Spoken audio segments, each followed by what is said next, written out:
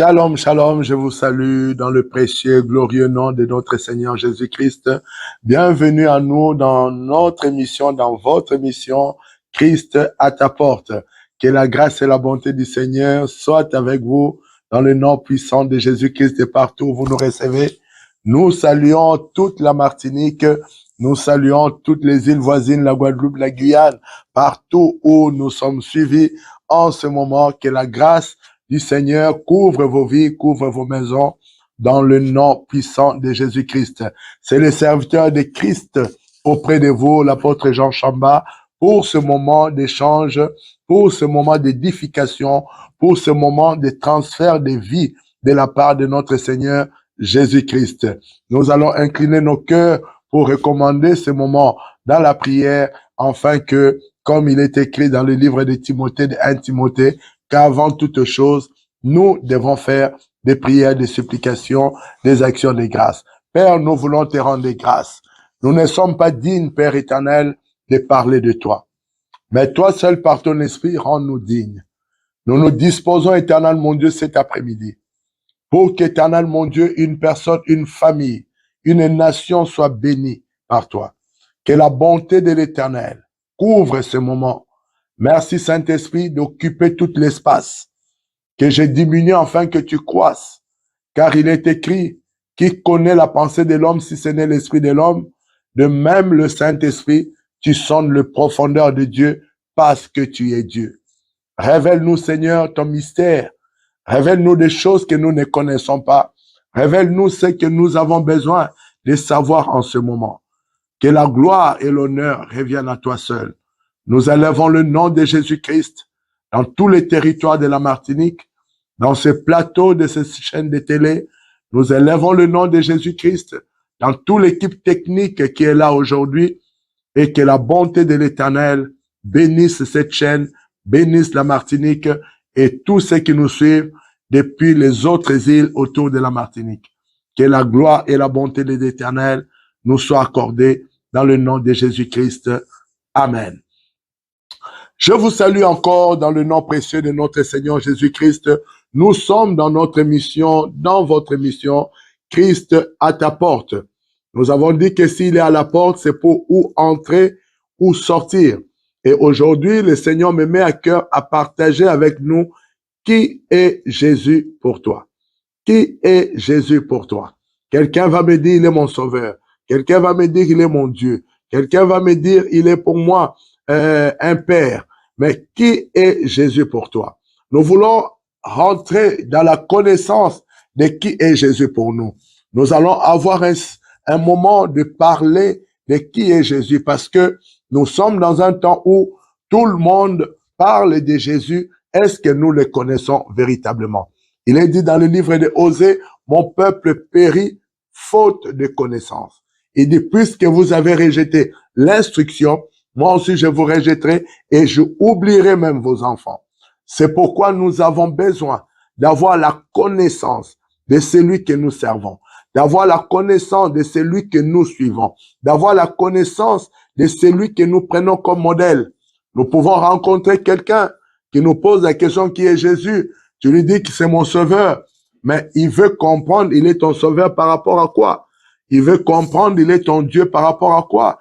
Il veut comprendre, il est ton Père par rapport à quoi? Nous devons avoir des arguments. Nous devons avoir quelque chose qui doit déterminer qui est Jésus pour toi. La Bible dit dans le livre de Matthieu 16, alors que Jésus est dans le pays de Césarée de Philippe, il pose la question à ses disciples, aux yeux des gens, qu'est-ce que les gens disent de moi? Ils ont répondu que certains disent tu es Jérémie, d'autres tu es Élie ou l'un des prophètes. Et Pierre lui dit, tu es le Fils de Dieu. Et Jésus lui répond, il dit, ce n'est ni la chair ni le sang qui t'ont révélé cela. Donc, cela veut montrer où? Cela nous dit que chacun de nous, nous avons besoin d'avoir une connaissance de qui est Christ, de qui est Jésus-Christ pour moi. Si Pierre, il n'a pas dit à Pierre que cette révélation vous a été donnée, mais cette révélation a été donnée à Pierre. Donc cela veut dire que les autres disciples avaient aussi besoin d'avoir leur révélation. Quand nous lisons dans le livre de Jean 1, je pense vers le verset 46, la Bible dit, alors que Philippe rencontre Nathanaël, qui était assis sous les figuiers, il dit à Nathanaël, nous avons trouvé celui que Moïse a écrit et dont les prophètes ont parlé, Jésus-Christ de Nazareth, fils de Joseph. Mais la Bible dit, Nathanaël dit à Philippe, est-ce que quelque chose de bon peut sortir de Galilée?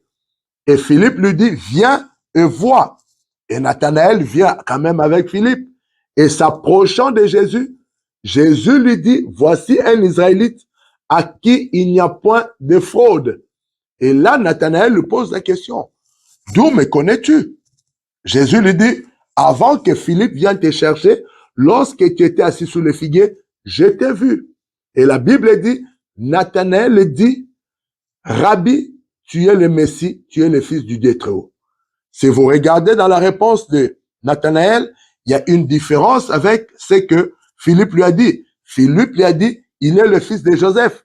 Mais Nathanaël a dit qu'il est le fils de Dieu. Donc vous voyez que d'une personne à une autre, nous pouvons avoir une connaissance différente. Nous pouvons avoir un savoir qui est différent. Pourquoi? Parce que quand nous lisons dans les Écritures, tous les noms de Dieu que nous voyons dans l'Ancienne Alliance, il y avait Juré, il y avait Sabaoth, il y avait Tchikenu, il y avait Rapha, il y avait Nissi. Tous ces noms ont été donnés par les hommes. Ce n'est pas Dieu qui les a donnés, ces noms. Lisez dans l'Ancienne Alliance, vous verrez. Ce sont des hommes selon l'autel qu'ils bâtissaient pour le besoin qu'ils avaient de Dieu. C'est comme ça que Abraham, lorsque son fils lui demanda dans Genèse 22, au verset 5, il lui demandait, il dit, Père, voici le feu, voici le bois, où est l'agneau pour le sacrifice? Et Abraham va répondre à Isaac, l'Éternel se pourvoira lui-même de l'agneau. C'est comme ça que la Bible dit, Abraham va baptiser cette montagne, la montagne où l'Éternel pourvoit. Il va l'appeler Yahvé, Jiré, l'Éternel qui pourvoit.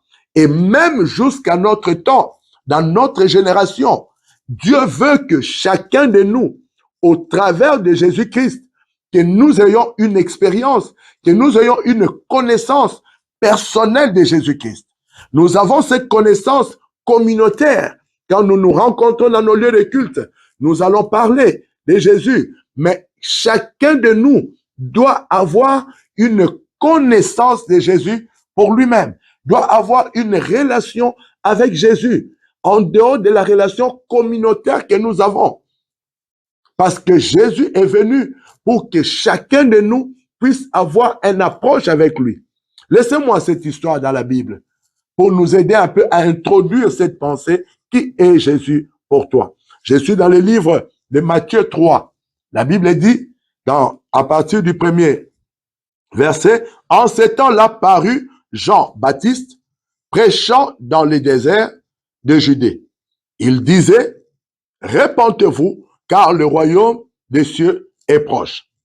Jean est celui qui avait été annoncé par Ésaïe le prophète, lorsqu'il dit, c'est ici la voix de celui qui crie dans le désert, préparez le chemin du Seigneur, aplanissez ses sentiers. La Bible dit, Jean était celui qui était appelé à annoncer ou à préparer la voie du Seigneur. Donc Jean avait une connaissance de celui qui venait. La Bible dit, Jean prêchait le baptême de la repentance. Il prêchait le baptême de la repentance. C'est quoi la repentance? La repentance, ce n'est pas le pardon. La repentance, ce n'est pas demander à Dieu pardon. La repentance, ce n'est pas demander à quelqu'un pardon. Non. La repentance, c'est un changement de mentalité qui est composé de 3 éléments, qui est une prise de conscience suivie de la contrition et de la réparation.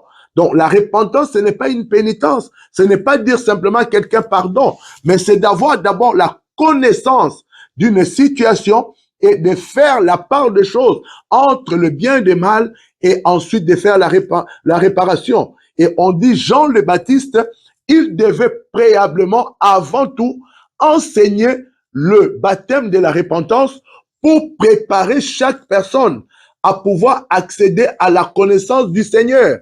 Et les Écritures vont nous dire, qu'un jour, voici que Jean, étant en train de baptiser ces baptêmes de la repentance, il voit venir à lui, la Bible dit, il voit venir à lui beaucoup d'hommes qui venaient pour se faire baptiser, pour avoir ce baptême de la repentance. Et il voit aussi des pharisiens qui viennent. Et il leur dit, race de vipères, qui vous a appris à fuir la colère à venir. Produisez des fruits dignes de la repentance. On va poser la question à Jean. On dit à Jean, qui es-tu? Es-tu le Messie? Jean va dire, non, je suis la voix qui crie dans le désert pour aplanir, pour préparer l'accès au Messie.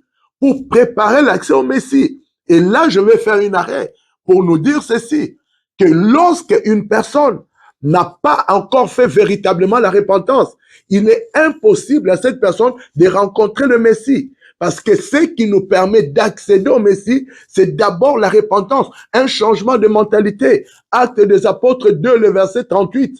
Alors que le Saint-Esprit est descendu dans la chambre haute et que les disciples ont eu la rencontre du Saint-Esprit, et la Bible dit, ils se sont levés à Jérusalem et ils ont commencé à parler de nouvelles langues. Ils annonçaient les oracles de Dieu. Et à ce moment-là, ceux qui étaient à Jérusalem ont entendu, ils étaient étonnés de comment ces gens qui ont peu d'instruction parlent de merveilles de l'Éternel dans nos différentes langues. Et après avoir parlé, après avoir apporté ces discours, Pierre et tous les autres apôtres, la Bible dit les hommes qui étaient à Jérusalem, ils vont poser la question à Pierre en disant, homme, frère, que devions-nous faire? Et là, Pierre va leur dire, répentez-vous et soyez baptisés au nom de Jésus-Christ pour la rémission de vos péchés et vous recevrez le don du Saint-Esprit. Donc cela veut dire, je ne peux pas accéder à la relation avec le Saint-Esprit si au départ je n'ai pas eu une repentance sincère. Si au départ je n'ai pas d'abord eu la repentance, car c'est la repentance qui aplanit le chemin pour me permettre d'accéder à la relation avec le Seigneur. Malheureusement, nous sommes dans un temps où nous amenons seulement des gens à dire que venez, nous les plongeons dans la mer ou dans la piscine, vous êtes baptisés, vous êtes nés de nouveau, vous êtes des enfants de Dieu. Je m'excuse, il y a toute une démarche, c'est une démarche, même Jean 1,12 le dit, à tous ceux qui l'ont reçu, à tous ceux qui croient à son nom, ils ont reçu le pouvoir de devenir. C'est une action, ce n'est pas quelque chose qui est établi, c'est une action, le pouvoir de devenir. Ils rentrent dans une action pour devenir. Nous devons amener les gens à connaître la vérité. Nous devons amener les gens à une véritable conversion. Si quand quelqu'un est converti, quand une âme est convertie à Christ, la Bible, pourquoi la Bible ne dit pas quand 1000 hommes sont convertis, mais la Bible dit quand une âme est convertie, parce que la conversion d'une âme prend du temps. La conversion de l'âme prend du temps. Et Jésus l'explique à Nicodème dans le livre de Jean 3. La Bible dit de nuit, Nicodème vient à la rencontre de Jésus. Il lui dit, Rabouni, nous savons que tu es un docteur venu de Dieu, car personne ne peut faire ces signes miraculeux que tu fais que si Dieu est avec lui. Et j'aime la réponse de Jésus. Jésus ne lui répond pas, oui, je viens de Dieu, je suis homme de Dieu, c'est pourquoi j'ai fait ces miracles. Loin de là, Jésus dit à Nicodème, Nicodème veut dire gagnant de peuple. Nicodème, il est docteur en Israël. Et Jésus dit à Nicodème, en vérité, je te le dis, si quelqu'un n'est né de nouveau, il ne peut voir le royaume de Dieu. Et Nicodème réplique à Jésus, comment un vieux monsieur comme moi, je peux retourner dans le sein de ma mère et naître de nouveau? Jésus réplique et dit à Nicodème, en vérité, je te le dis, si quelqu'un n'est né d'eau et d'esprit, il ne peut rentrer dans le royaume. Et nous avons fait de cela une doctrine de baptême en disant naître d'eau. Non, ce n'est pas question d'aller dans l'eau et que cela notre vie change. Loin de là. Ce qui change la vie d'une personne, c'est la parole que la personne reçoit. Ce n'est pas le fait de le plonger dans l'eau. Plonger quelqu'un dans l'eau sans une connaissance reste simplement amener une personne à prendre un bain à la mer. Ça ne change rien dans sa vie. La Bible dit Jean le Baptiste enseignait, avant de baptiser, il enseignait le baptême de la repentance. En d'autres termes, il enseignait d'abord sur la repentance. Il enseignait les gens à revenir à Dieu, à changer d'abord leur mentalité. Il faut d'abord que quelque chose se passe à l'intérieur de l'homme et c'est ce qui se verra à l'extérieur. Ce n'est pas question de plonger seulement quelqu'un dans l'eau. On peut plonger quelqu'un dans l'eau 1000 fois, mais si au-dedans de lui, il n'a rien reçu, il n'a rien compris, et cela ne change rien dans sa vie, cela ne transforme rien dans sa vie. Il en est de même d'un bébé qu'on prendrait de l'eau, met sur sa tête, ça ne change rien dans sa vie, parce que le baptême, c'est un engagement de bonne conscience. Donc, cela nous amène à une véritable connaissance de qui il est véritablement. C'est lui qui s'est fait baptiser, il doit savoir pourquoi. Et la Bible dit, pendant que Jean est en train d'enseigner les gens le baptême de la repentance, il voit les pharisiens et des races de vipères. Qui vous a appris à fuir la colère à venir? Produisez de fruits dignes de la repentance. Produisez des fruits dignes de la repentance. Nous sommes dans le temps, monsieur. Nous sommes dans le temps, madame, où l'Église doit revêtir sa plus belle robe. Car la Bible dit, la noce de l'agneau est proche. Ce n'est pas nous qui attendons le Seigneur, mais c'est le Seigneur qui nous attend. Ce n'est pas nous qui attendons le Seigneur, c'est le Seigneur qui nous attend. À l'autel le jour du mariage, ce n'est pas l'épouse qui attend l'époux, mais c'est l'époux qui attend l'épouse devant l'autel. Et nous sommes dans ce temps où l'Église doit être prête, doit être sans tache, ni ride, ni rien de semblable, parce que l'époux est à la porte. L'époux est à la porte, il nous attend, il attend son épouse. Il attend son épouse pour la noce de l'agneau. Et nous devons apporter à son épouse tout ce qui contribue. Parce que la Bible dit, il faut que l'épouse soit sans tache, ni ride, ni rien de semblable. Et cela implique que la vérité doit revenir à l'Église. La vérité, car les Écritures disent dans Jean 8 que c'est l'affranchissement de la vérité qui libère une personne quand une personne est affranchie par la vérité. Or, la vérité n'est pas démoniaque, la vérité n'est pas sorcellerique, la vérité n'est pas diabolique, la vérité c'est Christ. La Bible dit sanctifie-le par ta vérité et ta parole est la vérité. Et Jésus-Christ est la parole faite chair. Jésus-Christ est la parole faite chair. C'est la connaissance première que nous devons avoir de lui. Il est la parole faite chair. Si nous regardons dans le livre de Jean 1, la Bible dit, au commencement était la parole. La parole était avec Dieu. La parole était Dieu. Et toutes choses ont été faites par elle. Et c'est au travers de la parole que ces choses existent. Cette parole était la vie. Et la vie pour tous les hommes. Dans cette vie, il y avait la lumière qui éclaire les hommes. Cette parole a été faite chair. Et elle a habité parmi nous, pleine de grâce. Oui, cette parole a été faite chair. Lorsque la parole a été faite chair, c'est lui que nous appelons Jésus, Christ. Il est d'abord la parole faite chair. Il est d'abord. C'est pourquoi je ne peux pas comprendre, je ne peux pas saisir que quelqu'un qui se dit chrétien et qui ne prend pas le temps de méditer la parole, qui ne passe pas le temps avec la parole, parce que tout est dans la parole. Tout est parole, tout est issu de la parole. Et Jésus le Christ que nous suivons est la parole. C'est lui qui n'est pas dans la parole. Il aura du mal à le connaître. Il aura du mal à avoir une relation avec lui. Il aura du mal à avoir une intimité avec lui. Je me remercie le Seigneur que nous savons tous prier. Tu vas demander quelqu'un, je prie, oui, je priais, oui, mais prier sans la connaissance de la parole ne change rien dans la vie d'une personne. Ce ne sont que des vaines paroles, car ce qui donne la force, ce qui donne la puissance à la prière, c'est la connaissance des Écritures, c'est la connaissance de la parole. Nous voyons dans le livre de Matthieu 4, alors que Jésus a jeûné 40 jours et 40 nuits, 40 jours et 40 nuits. La Bible n'a pas dit qu'il a jeûné seulement 40 jours,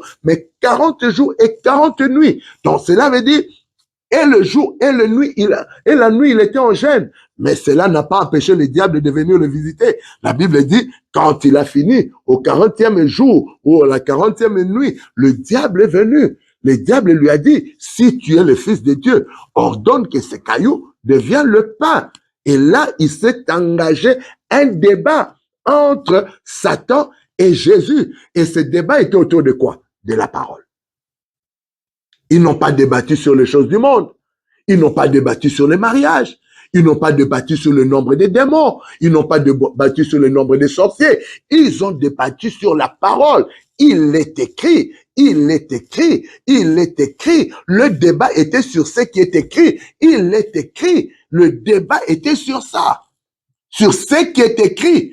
Et ce qui a donné la victoire à Jésus, ce n'est pas les 40 jours de prière. Ce n'est pas les 40 nuits de prière. Ce qui a donné la victoire à Jésus face à Satan, c'est il est écrit. La connaissance de ce qui était écrit qui a fait que Satan s'est éloigné de lui, s'est retiré de lui. Ce n'est pas 40 jours de prière. Ce n'est pas 40 nuits de prière. Je ne dis pas à quelqu'un de ne pas jeûner. Je ne dis pas à quelqu'un de ne pas prier. Mais la force de la prière, la force du jeûne se trouve dans il est écrit, se trouve dans ce qui est écrit. Si je suis attaché à ce qui est écrit, c'est ce qui vient en moi produire la vie, produire une force pour amener le salut.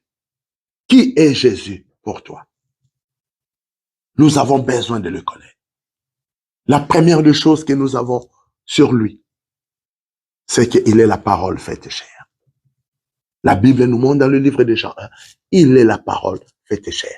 Cela doit nous impliquer à avoir quotidiennement et d'une manière suivie une relation avec la parole.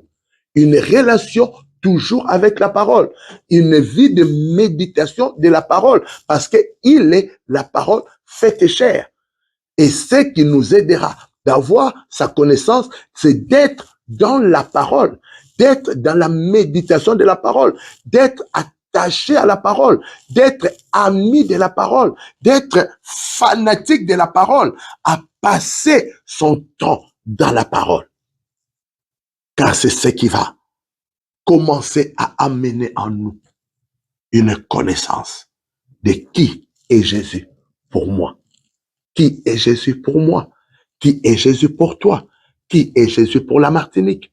Qui est Jésus pour ta famille? Qui est Jésus pour tes enfants? Qui est Jésus? Qui est Jésus? Nous devons avoir sa connaissance.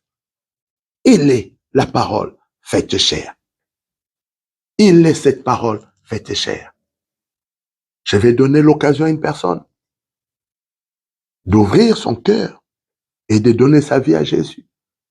Toi qui ne le connaissais pas encore, d'ouvrir dans ta vie la possibilité de lui donner une place pour qu'il vienne dans ta vie et qu'il commence à avoir une relation avec toi. Si tu es cette personne, là où tu me suis, tu mets ta main droite sur ton cœur et tu répètes cette prière avec moi. Père, au nom de Jésus-Christ, je t'ouvre mon cœur cet après-midi. Je t'invite dans ma vie. Sois mon Seigneur et mon Sauveur. Pardonne mes péchés. Pardonne mes iniquités. Pardonne, Seigneur de gloire, mon ignorance. Je veux que tu sois celui qui administre et qui conduit ma vie. Je t'offre ma vie, mon cœur et mon âme, afin que tu en sois le maître. Au nom de Jésus-Christ. Amen. Si tu as fait cette prière avec moi, je t'encourage à adresser une prière à Dieu. Si tu n'as pas un lieu où tu vas te rassembler pour écouter la parole, que Dieu te guide dans un lieu de culte où tu pourras écouter cette parole de vérité qui sera en mesure de sauver ton âme. Que le Seigneur vous bénisse.